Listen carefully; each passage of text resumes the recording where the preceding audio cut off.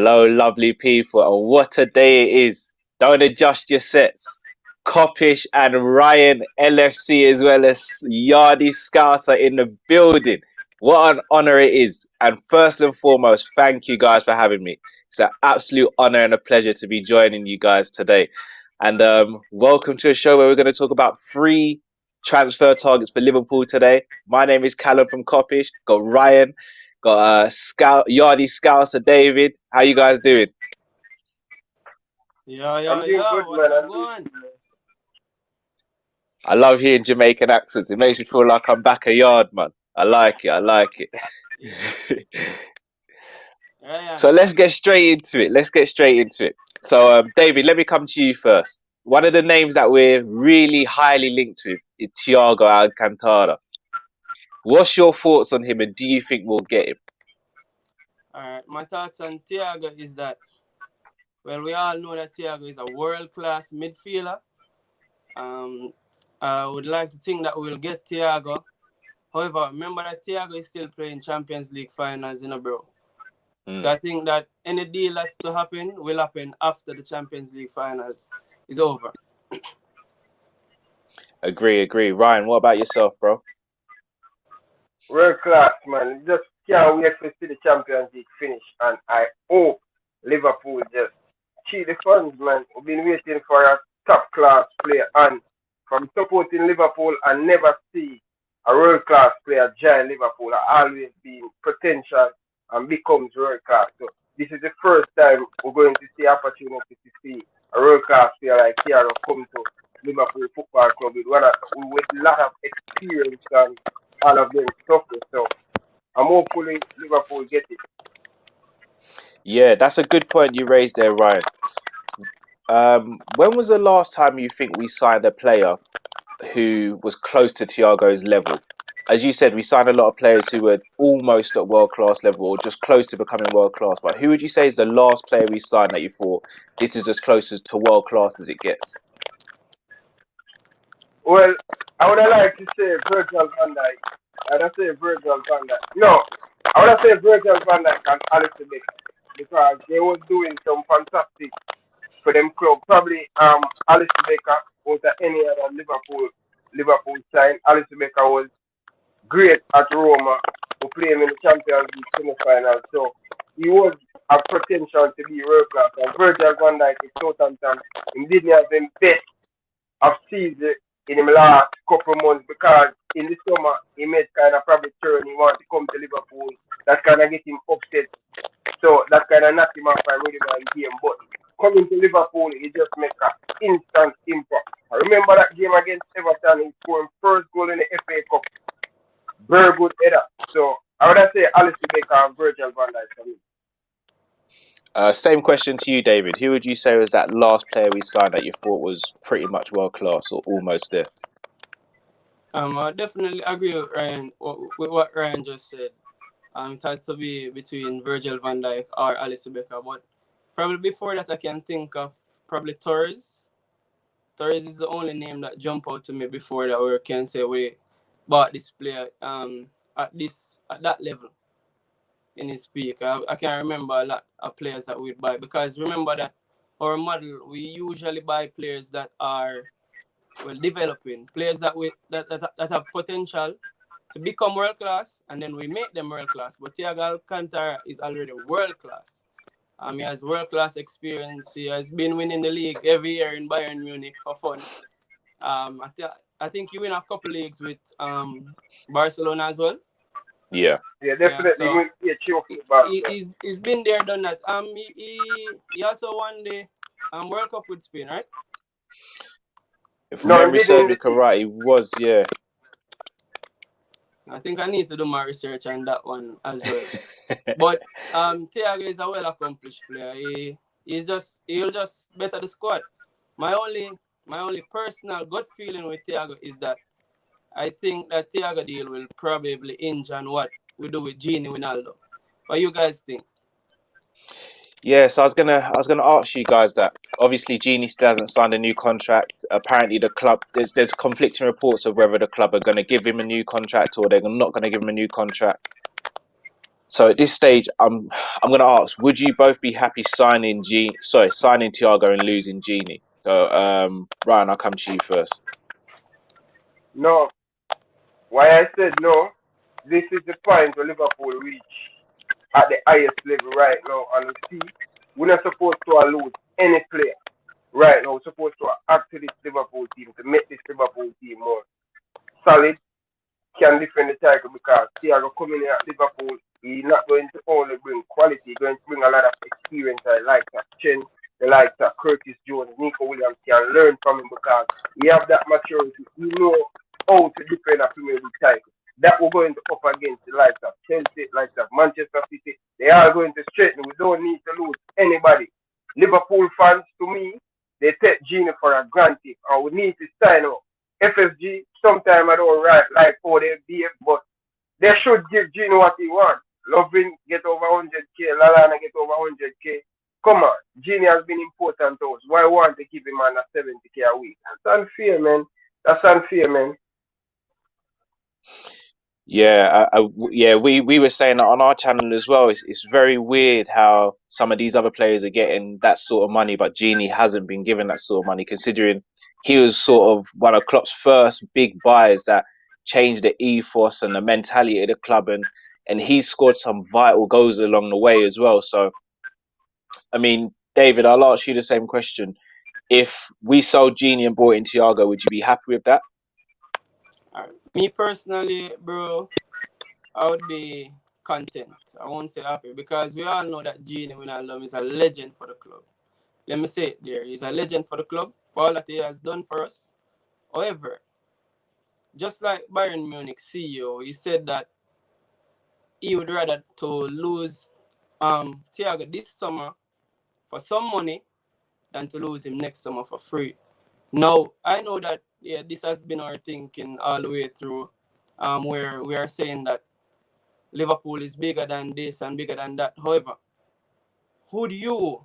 The question is, the real question is, do you rather to lose Genie for free, irrespective of the contract situation? Do you rather to lose Genie for free in a year's time? That's the real question, bro. That's the question I ask myself. So you have to ask yourself that. Would you rather lose Genie for free in a year's time? Dan, that's the real question. For me, no. I don't want to lose Genie at all. But if I had to, I'd keep him for another season. If we sign Thiago, I'd still keep Genie for one more season. And lose him because I for free. think he could. You said I get yeah, and lose him for free. I would, yeah, because I think it just allows Thiago to bed into the team, and it allows Curtis Jones as well to just that extra year of experience. So if Genie does move on, Curtis can come into the team and not feel so much pressure. And same with Thiago as well. Because remember, Thiago is just playing Champions League, so if they win it and they celebrate and all that, and if he signs for Liverpool, he'll only have like 2 weeks before the league season starts, and that's not enough time to get acclimatized with our system and everything. So he wouldn't start the season anyway. So to lose Genie, we'd be losing another midfielder as well. So I think it's too risky to do it. Yeah, but bro, remember that the transfer season runs until October, right? Yeah. So we might, if we're losing Genie this summer, just to say, the transition period would be enough, or should be enough, depending on how these transfers happen. If they do happen, it can be enough. So it's not like Thiago wouldn't have time to come in if we get Thiago, depending on how the deal done. If you get what I'm thinking, that's just how I'm thinking about it, bro. But no, again, I get you. We have to think about the squad, because when I think about the squad, how much midfielders do we have? That's the other question that I have. We have Navigator, we have Navigator, Fabinho. Well, let's talk about 8s, because I'm not sure if Thiago is he more 6 or 8? That's a real question. So this is the question I was going to ask you both. Where would you like to see him play? Because he can play 6, 8, and 10. So he can play all 3. So he's that good. He can play all 3. So Ryan, I'll come to you. Where would you like to see him play? And who would your starting midfield 3 be if we sign Thiago? Straight after the back, Jordan Henderson, Navigator, and Thiago. Our club can mix it up. You have a lot of... Thiago is a complete midfielder. He brings something different from every single other Liverpool midfielder. And that's just the facts. He has to start. He has to start. It's going to be a lot of game. Depending on how far we're going to competition, we'll probably play 60 to 65, 70 games. So a lot of time, a lot of people going to get a lot of chance to play. So it's going to be a great midfield if we get Thiago. But he would have definitely start. Jordan Henderson, Thiago, and also Navigator. All right. David, I'll ask you the same question. All right, bro. If we get Thiago, oh man. Because here's the issue. Like I'm banking on Navigator having a big season for us, right? I'm banking on that very, very much. And I think I heard a lot of Liverpool fans saying that we need creativity in midfield, right? And Thiago is going to be the solution to creativity in the midfield. However, Navigator should be that solution of creativity in the midfield in the first. The only thing is that Navigator has been a bit injury prone. What we have seen on the club is that a few injury prone players, they become less injury prone over the years, right? And I'm really hoping that Navigator can become a lot less injury prone this year, give us a full season. And I think all the creativity that we are crying out for in midfield we would get. But if we were to get Thiago, I would definitely there's only one slot in midfield for me personally, because Jordan Henderson is a must start. And Fabinho to me is the best defensive midfielder in world football. And when you put Jordan Henderson in defensive midfield, you don't get the same quality as a Fabinho, to be honest. So that leaves us with one slot, and that's the Gini Wijnaldum slot. That's the Navigator slot, and now we'd have to give it to Thiago and Thiago Alcantara. So that's pretty much it. If Thiago is here, bro, it's just one midfield spot that I'm thinking about, and that's the one for Gini or Nabi. So man, it's gonna be rough. Yeah, I'm like you. I think I would go with Fabinho, Henderson, and Thiago if everyone's fit. But it's a nice headache to have. When was the last time we had so much quality in midfield that we're scratching our heads and we can't agree on a midfield starting three? From Mascherano, Xavi Alonso. Exactly. Can you Xavi imagine Alonso, Stevie when Gerrard was there and all, like that was the best midfield three in the world at the time. And if we get Thiago, arguments could be made that we are or one of the best midfield threes in the world as well. So I think he's a vital signing. So hopefully it happens. So we'll move on to the next player now, Ismaila Sarr. So Ismaila Sarr plays for Watford, just got relegated with Watford. But if you remember, both times he played Liverpool this season, he gave us a rough time, especially in the second game where he scored 2 goals, which helped them to get a 3-0 win and inflict our first defeat of the season. Obviously, we need a wide forward. So David, I'll come to you first. Do you think Ismaila Sarr can provide that cover for Sadio Mane and Mo Salah that we are really crying out for? Yeah, bro. I think definitely Sarr would be the type of player that we need to cover for Salah and Mane, because Sarr, even though he's right-footed, he can play on both flanks, because I see him playing on both flanks, and I see him playing through the middle as well, because he played through the middle when he played against us, and that's where he hurt us. But he's definitely fast, he's definitely tricky, and he's a bit technical. I think he would be a perfect club-type player. So I think he could definitely provide backup for both Salah and Mane. Now, would he push any Salah and Mane to say that he can take away Salah game or he can take away Mane game? I'm not sure at the moment, but he definitely have enough potential can develop to that, because eventually probably one of those players choose to move on, sadly, a couple years from now, and you'd have to see that if he's there, he could take over from one of those players, but he definitely have the quality enough to provide quality backup for those players, and it would be a signing that I'd love, to be honest.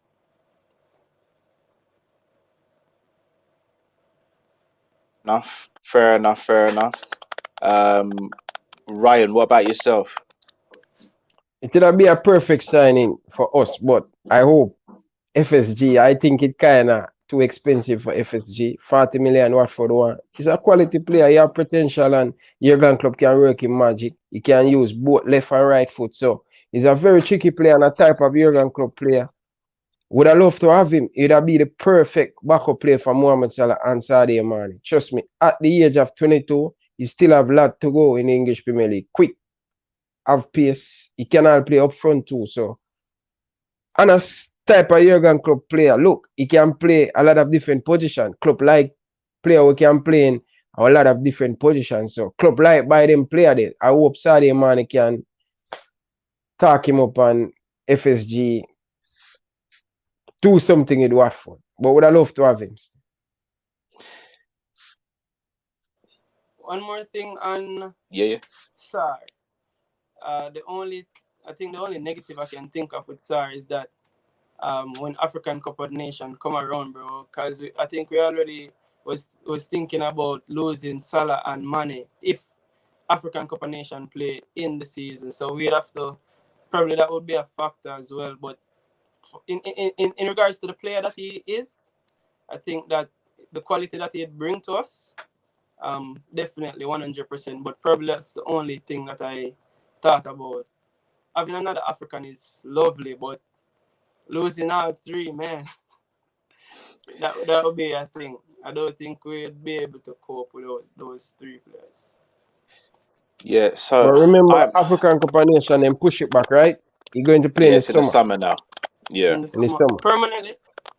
Yeah, permanent in the summer. And actually, we can probably lose 5 players because remember, Joel Matip and also No, Matip Naby. was retired, Navigator. isn't?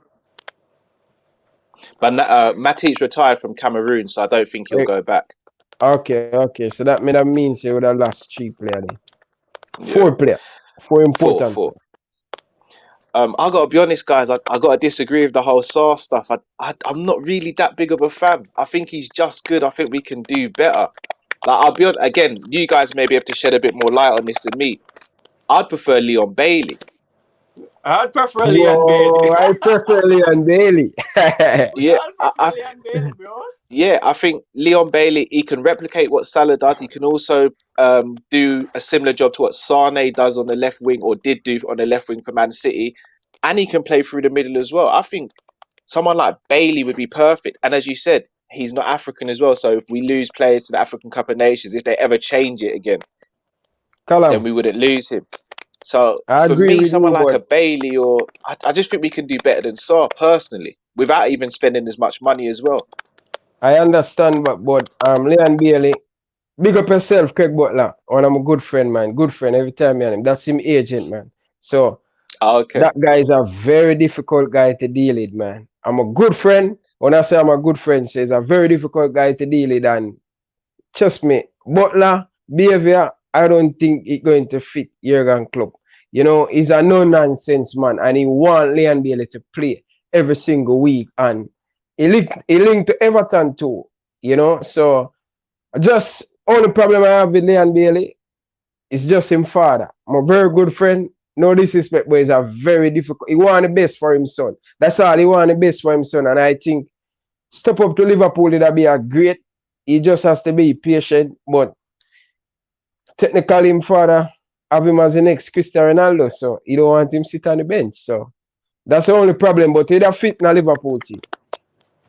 But That's bro, fair enough. That's fair enough.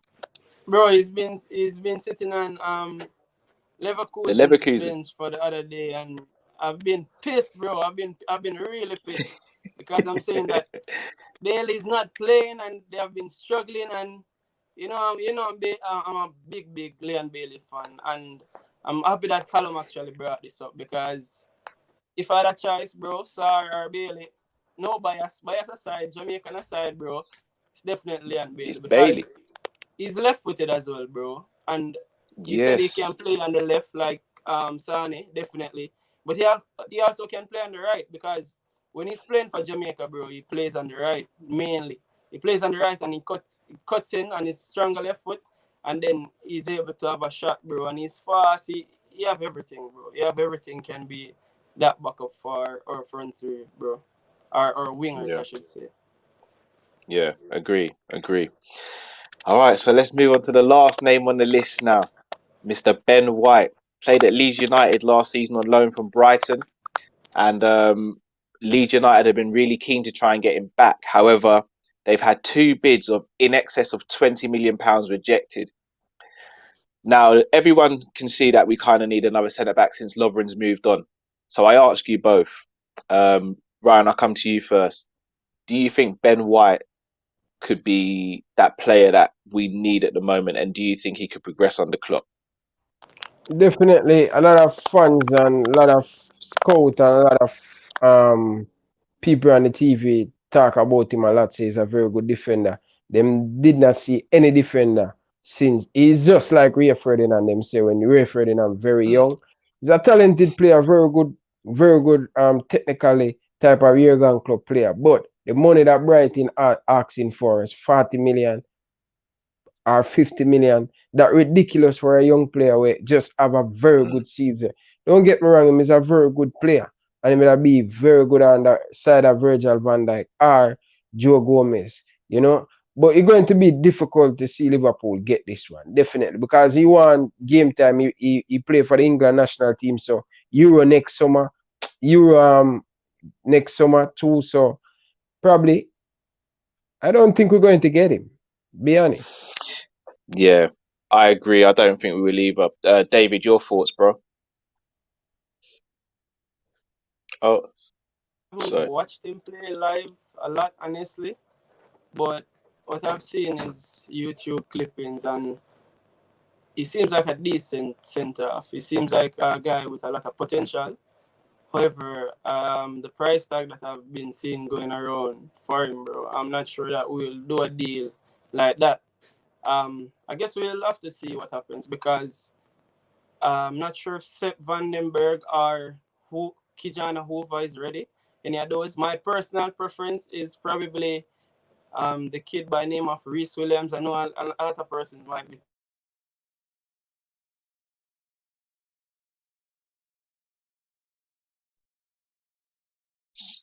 Sorry, David. Just say that last bit again. We just missed you. Yeah, I'm saying that I know a lot of persons might be thinking that I'm crazy to think that Reese Williams can develop, but I think probably what we'll do is probably go take somebody from our academy as it relates to that. I'm not sure, but Ben White, the price is too expensive, bro. To be honest, I don't think that deal will get done. Yeah, no, I agree. I love Ben White as a footballer. I think he's brilliant. He could end up being one of England's best centre backs. Him and Gomez in the future could be England's centre back partnership as well. So I hope it happens, but I don't see it happening for that price. Brighton would really have to lower their price expectancy, or teams will have to wait until next summer to try and get him. But the risk is, if he has another really good season, his price goes up even more. So you think, do you just grab him now when 40 million is a lot, but it could become 50 million next season if he has a good season? So it's difficult to say. So out of the 3 guys, so I'll start with you, Ryan. Out of the 3 players mentioned, Thiago, White and Sarr, which is the one you want to see at Liverpool the most? The most one definitely I would have said Thiago. But if not, we must have to get one of these players. We really want one of these players to it would be great to add to the Liverpool team, because Sarr will just cover 3 positions.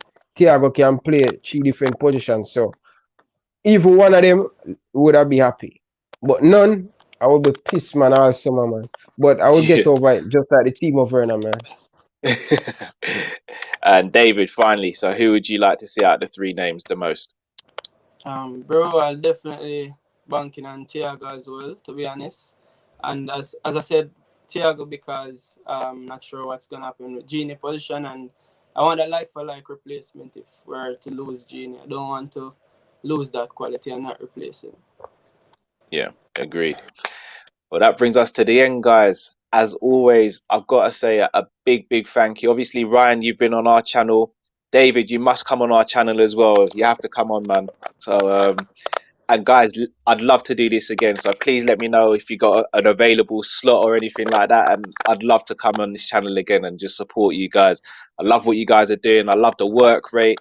I just love it all, man. And just keep going, keep going. That's my only advice. And you guys are gonna make it, man. You're too much talent not to make it. So yeah, man, really enjoyed this show. Hope we can do it again in the future. Anything else you want to say to the people, guys?